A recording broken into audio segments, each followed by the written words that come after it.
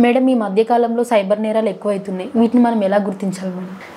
Cyber నేరాలు అనేవి ఎక్కువ అవుతున్నాయి. మన ఆధార్ కార్డ్స్, బ్యాంక్ అకౌంట్స్, ఏదైతే జెరాక్స్ దగ్గరికి వెళ్తామో, లేదు అంటే ఆధార్ ఎవరికంటే వాళ్ళకి ఇచ్చేస్తున్నాము, దానికి యాక్సెస్ ఇచ్చేస్తున్నాము.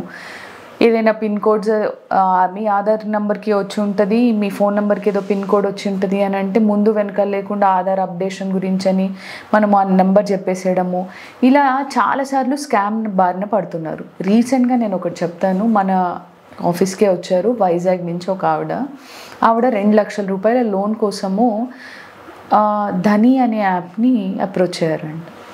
వాడు ఏం చేశాడు, అది అంత ఫ్రాడ్ అనమాట. వాడు ఏం చేశాడంటే, మీకు 2 లక్షల లోన్ కావాలి అంటే ఫస్ట్ ముందు 15,000 కట్టండి అప్రూవల్ కోసము అని.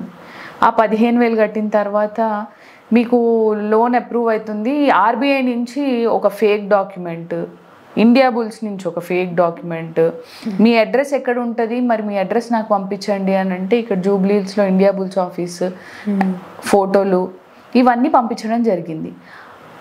ఈమె 2 లక్షలు అప్పు వాడిని అడిగితే ఈమె 15 లక్షలు వీడికి కట్టింది.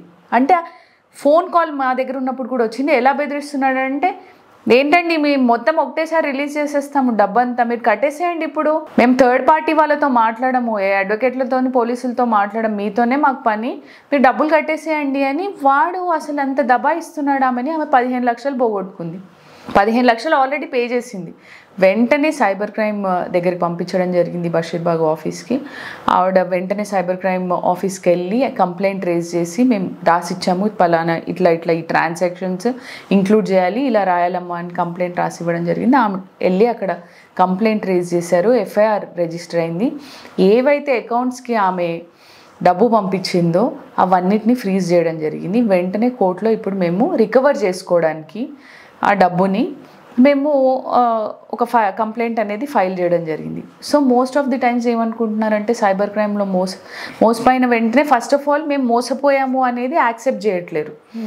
యాక్సెప్ట్ చేసినా కానీ కంప్లైంట్ ఇవ్వడానికి ముందుకు రావడం లేదు. ఎందుకంటే మా నాన్న ఏమనుకుంటాడో, తల్లిదండ్రులు ఏమనుకుంటారో, బయట ఫ్రెండ్స్ బంధువుల్లో నవ్వులు పాలవుతాను అని మోస్ట్ ఆఫ్ ది టైమ్స్ వీళ్ళు బయటికి రావడం లేదు. సో అట్లాంటి టైమ్స్లో మీరు డెఫినెట్గా పోలీస్ స్టేషన్ అప్రోచ్ అవ్వాలి, సైబర్ క్రైమ్లో కంప్లైంట్ ఇవ్వాలి. 1903 అనే పోర్టల్ ఉంది, టోల్ ఫ్రీ నెంబర్ ఉంది, అక్కడ కంప్లైంట్ ఇవ్వడము. లేదు అని అంటే ఇంట్లో కూర్చొని ఇంటర్నెట్లో కూడా సైబర్ క్రైమ్ పోర్టల్లో మీరు కంప్లైంట్ రేజ్ చేయొచ్చు.